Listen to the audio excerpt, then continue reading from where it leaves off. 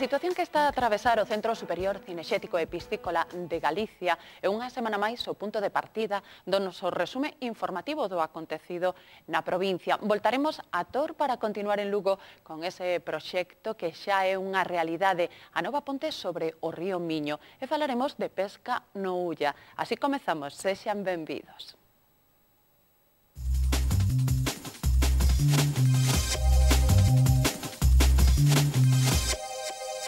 Técnicos da Deputación ultiman os informes sobre o estado xeral do Centro Superior Cinexético e Piscícola de Galicia despois de varias visitas. As inspeccións realizadas á finca de Tor amosan un panorama desolador polo estado de total abandono dos animais e tamén das instalacións. Nas primeiras visitas realizadas ao centro de Tor, os técnicos e dirixentes da Deputación atoparon animais esfameados xunto a cadáveres doutros en avanzado estado de putrefacción. Nunha nova inspección, neste caso realizada polo deputado de Urbanismo e o delegado de Medio Ambiente, comprobouse que foran retirados algúns dos restos de animais mortos.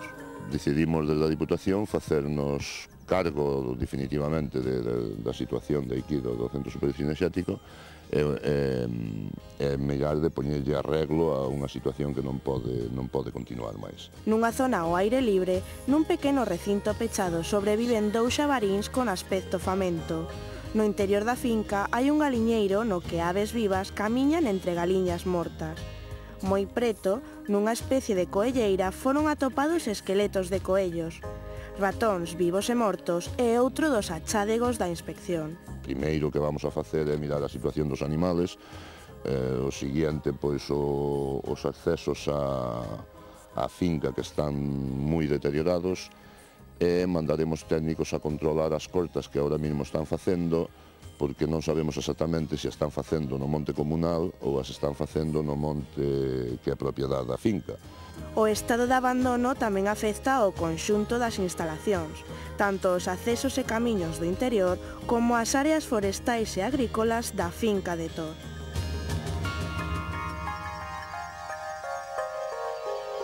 Como noutras moitas ocasións, interesámonos pola reacción dos cidadáns.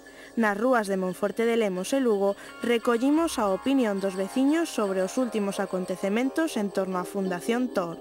De iso debíase procurar de conservar, porque é un ben que temos aí a zona do Val de Lemos, que se debía de conservar, sobre todo as especies cinexéticas, que parece que están bastante abandonadas. Es una pena, porque yo lo he visto y francamente digo, ¿por qué no?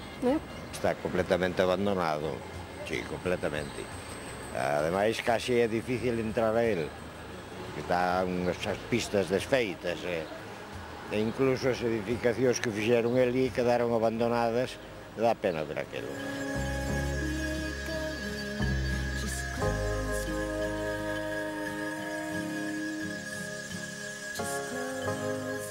Os animais creo que nunca se deben deixar morrer,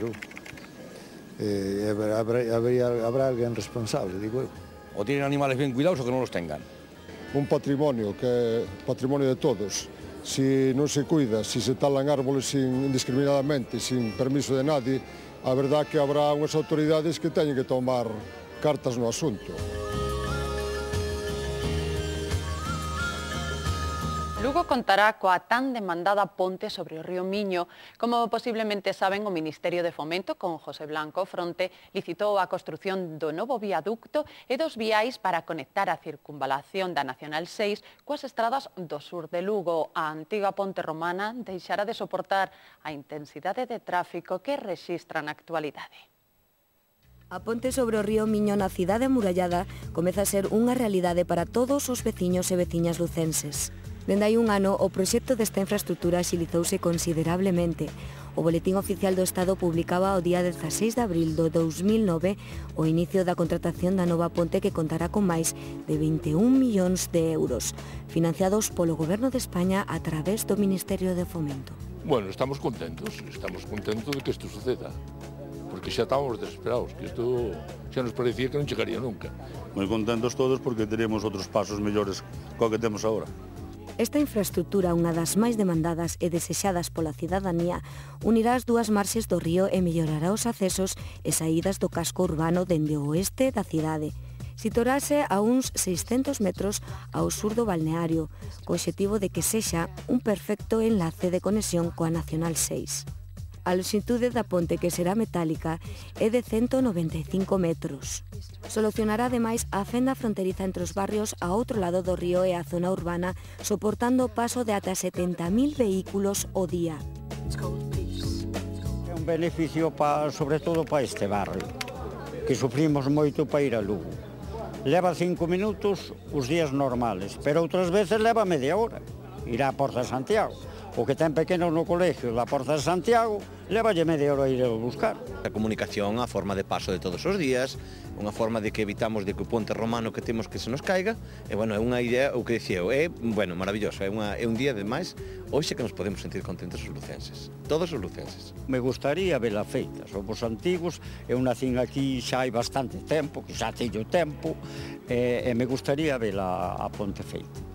É unha ponte bonita porque eu teño o plano da ponte e é preciosa, o sea que ademais vendría moita xente da fora a ver a ponte está aquí, moita xente. Dende hai anos o equipo de goberno local de José López Orozco ven demandando a necesidade desta ponte. Logo de moito traballo e esforzo, o alcalde de Lugo xunto ao presidente da Deputación puido comunicarlle aos veciños e veciñas a realidade desta obra. O día 2 e 3 de xunio farase no Uxío no Boneira o levantamento das actas previas. O alcalde recalcou tamén a riqueza económica que xerará a construción dunha obra desta envergadura para a capital.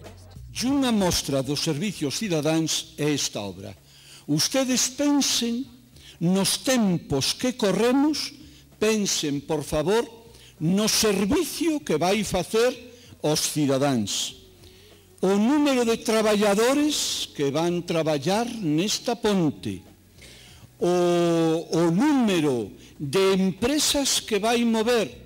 Mais de 200 lucenses achegáronse ao Colexio da Ponte para observar mediante unha proxección multimedia o que será o primeiro viaducto de alta capacidade de Lugo. A nova ponte será, pois, un referente para a capital. Deste xeito, Lugo súbese ao tren da modernidade.